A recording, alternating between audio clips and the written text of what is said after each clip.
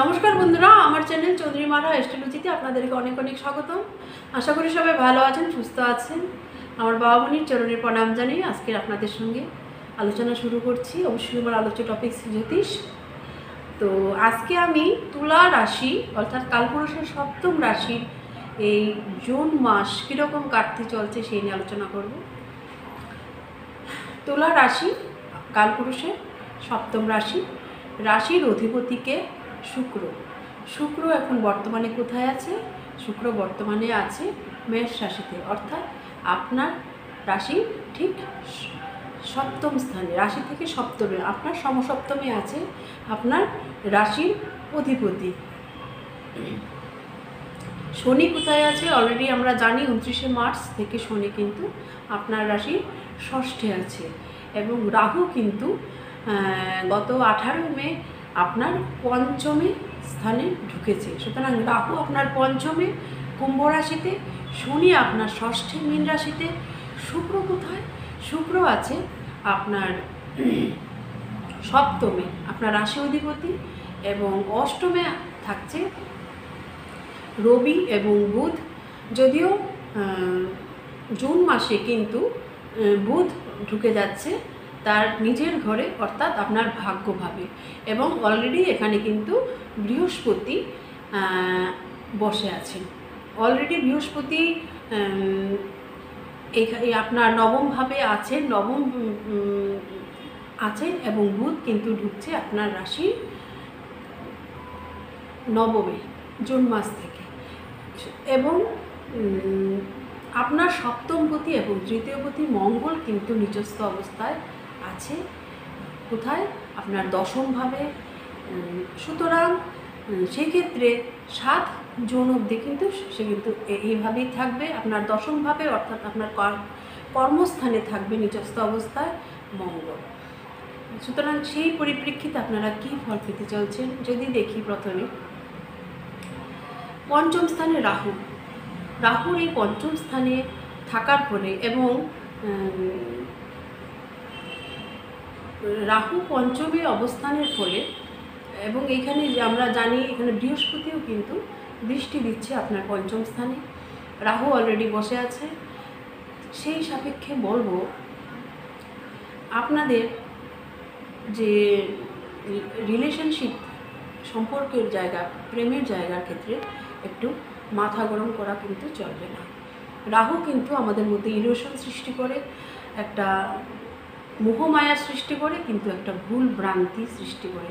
আবার দেখুন আপনাদের তৃতীয় প্রতীক মঙ্গল কিন্তু নিচস্থ অবস্থায়, সে কিন্তু আবার 7 জুন কোথায় ঢুকবে? লিওতে ঢুকে যাবে। কর্কট রাশি থেকে যে সিংহ রাশিতে ঢুকে, সে কিন্তু আবার এখানে ঢুকবে।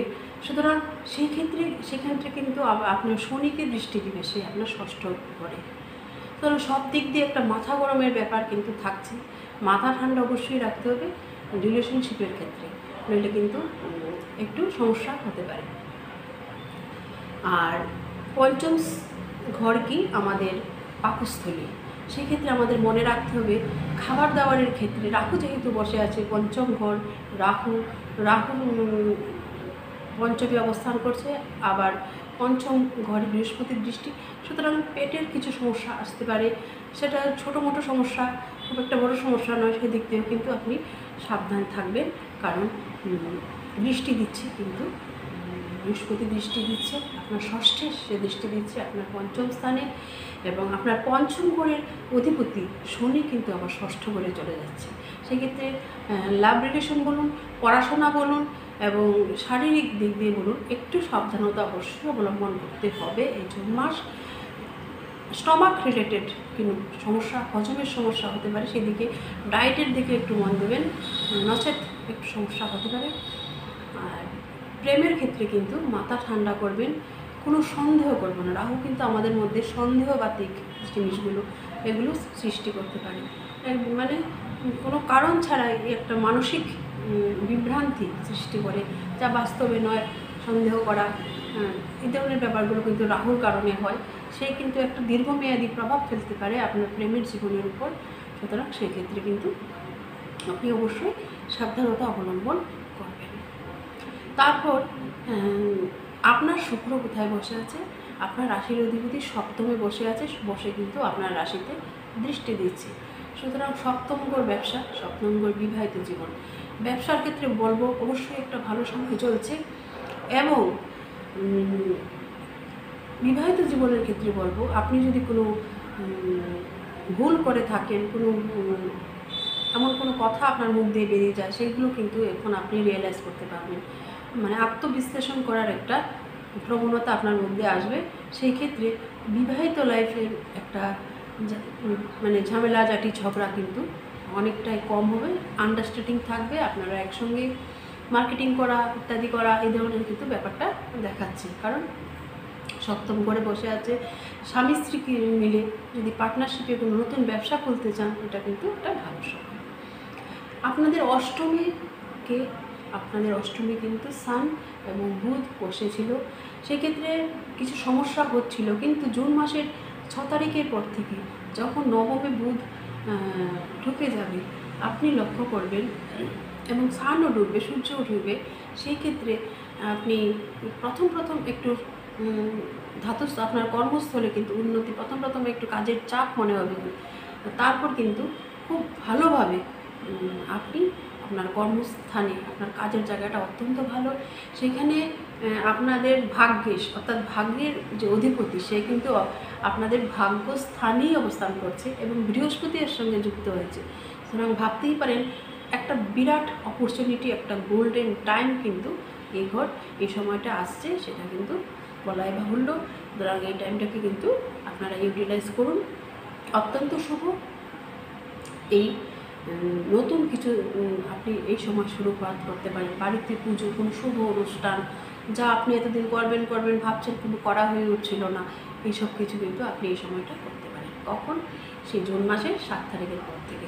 আবার এই সময় বুধ বৃহস্পতি একসঙ্গে হচ্ছে, একটু স্কিন রিলেটেড সমস্যা কিন্তু আপনার আসতে পারে, সেটার থেকে কিন্তু একটু সমস্যার সৃষ্টি হতে পারে, সেদিকেও কিন্তু একটা খেয়াল রাখবেন। একটু হেলথ ইস্যু কম বেশি আসতে পারে, সেই দিকে একটু খেয়াল রাখবেন। আবার আপনার পঞ্চমেশ কিন্তু 6ষ্ঠ স্থানে চলে গেল, সেটা কিন্তু খুব একটা ভালো নয়।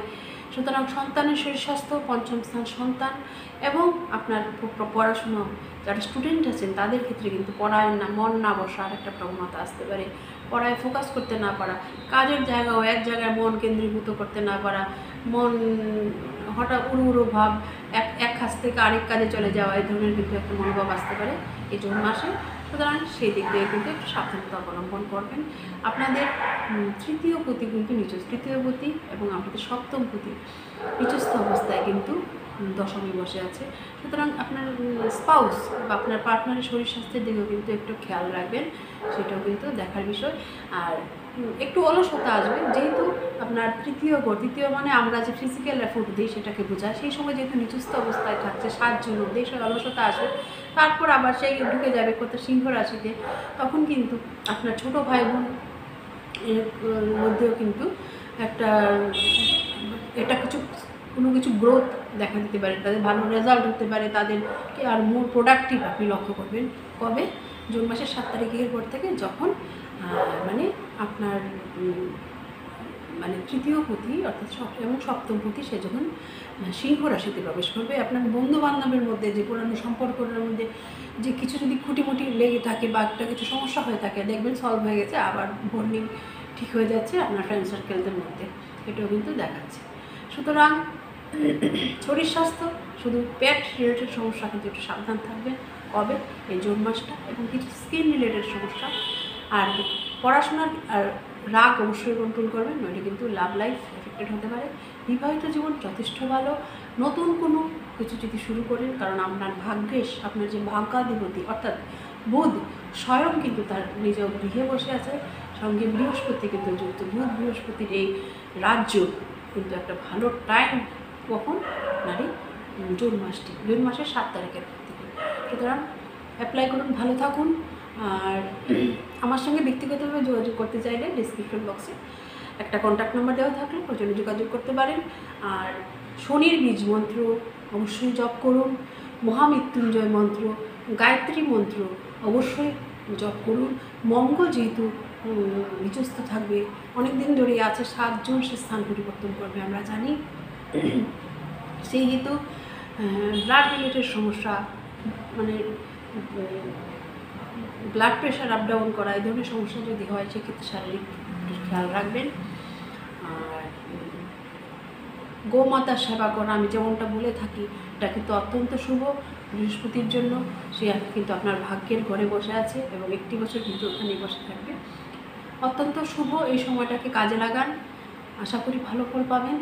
আর ধৈর্য ধরুন, পেশেন্স হারালে হবে না, ঈশ্বরের প্রতি বিশ্বাস রাখতে হবে।